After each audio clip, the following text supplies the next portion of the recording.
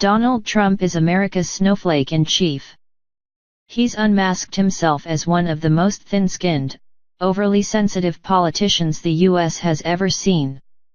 When President Donald Trump's surrogate Tomi Lahren appeared on Fox News in July, her on-screen biography listed a very particular set of skills: melting snowflakes.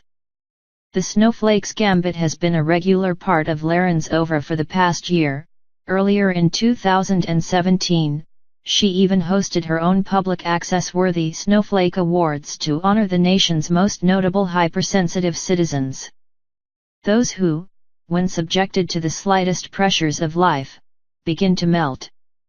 On Sunday, Vice President Pence attended an Indianapolis Colts football game, proudly standing and singing America's national anthem before the game. But it appears the sight of several San Francisco 49ers kneeling during the anthem to protest police brutality got the snow-capped VP hot and bothered, so he bolted the game.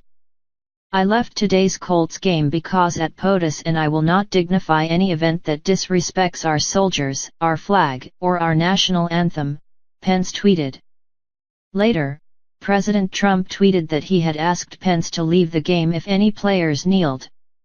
It was a publicity stunt of the type normally reserved for the left's theatrically aggrieved.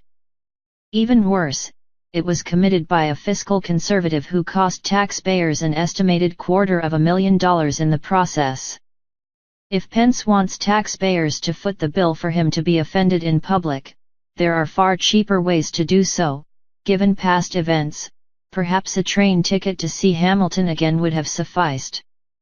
Just hours before Pence's publicly funded patriotic proclamation, Trump was melting all over his phone, mocking retiring Senator Bob Corker, a Tennessee Republican, for criticizing his administration. "Senator Bob Corker begged me to endorse him for re-election in Tennessee," Trump tweeted, adding that "I said no and he dropped out, said he could not win without." Later in the day, Corker, chairman of the Senate Committee on Foreign Relations, would call the White House an adult daycare center. In an interview published by the New York Times on Sunday, Corker said Trump was treating the presidency as a reality show, warning that Trump's threats on Twitter leave America on the path to World War III. Not content to use his political capital where it actually matters, Trump fired back at Corker again on Tuesday, slamming little Bob Corker on Twitter.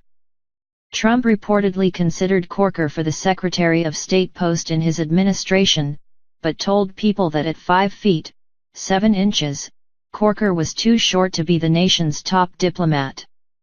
Of course, Trump's current Secretary of State isn't immune to the president's ire, either. Following reports that Rex Tillerson called him a moron, Trump on Tuesday said he believes he could beat Tillerson in an IQ contest.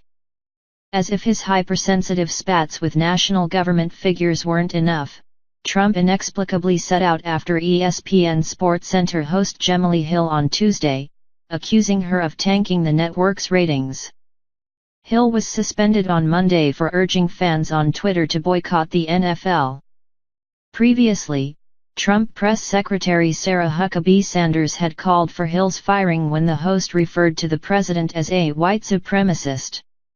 In doing so, Trump has alienated even those who might agree with him in principle. Just what is the U.S. president doing commenting on the hiring and firing practices at a sports network?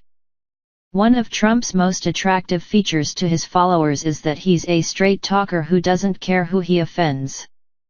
But he's unmasked himself as one of the most thin-skinned, overly sensitive politicians America has ever seen. If his fans really are interested in melting snowflakes, they better first make sure there's a waterproof tarp on the floor of the Oval Office.